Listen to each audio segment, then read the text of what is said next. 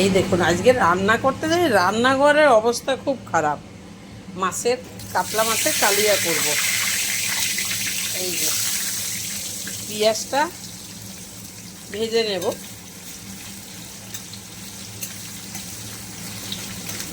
একটা একটা করে মশলা দিতে থাকি। দেখুন এই যে মাছ ভেজে নিয়েছি, দেখুন মাছটা বেশি মোটা মানে কড়া করে ভাজিনি, কাতলা মাছ তো খুব মোটা মাছ।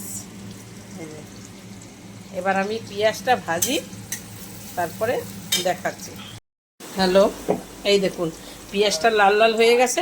এবার টমেটো আর পেঁয়াজ বাটাটা আমি দিয়ে দিলাম। টমেটো আর পেঁয়াজ বাটা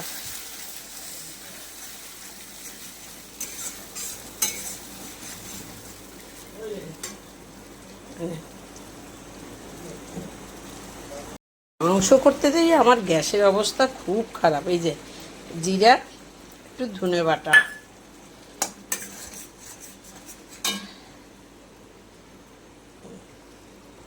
তারপরে লঙ্কা বাটা আর আদা রসুন বাটা। এই যে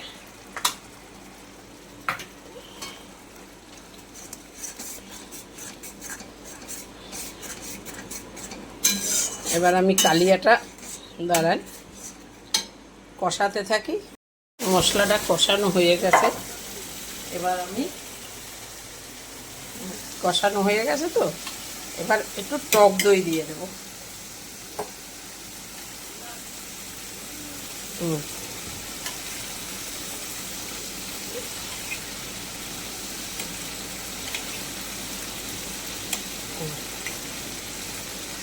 আর দেবো না, এটা আস্তে আস্তে গ্যাস কমাইয়ে করতে হবে, না পেটে যাবে। তারপরে একটু চিনি দিতে হবে।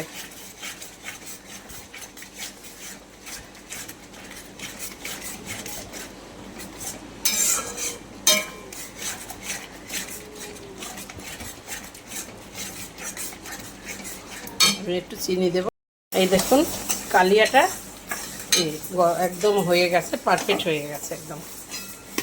এবারে তেল ভেসে গেছে, কি কালার কি এসছে দেখুন একবার। এবারে আমি মাছটা দিয়ে দেব।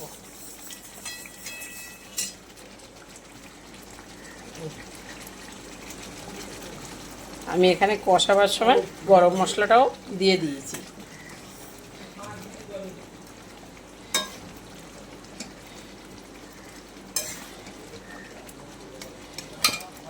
দেখতে থাকুন। নামাবার আগে আমি একটু ধনেপাতা, আমি ঘিটা দেব না, আমাদের ঘরে মাছটা এমনিই খুব হয়ে গেছে।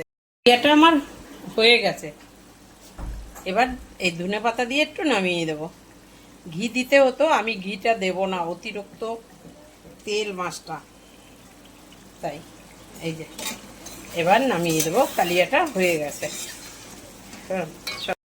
কালিয়াটা নামিয়েছি, কি দারুণ হয়েছে। এইভাবে আমি যেভাবে করেছি, এইভাবে কাতলা মাছের কালিয়া করবেন, দারুণ।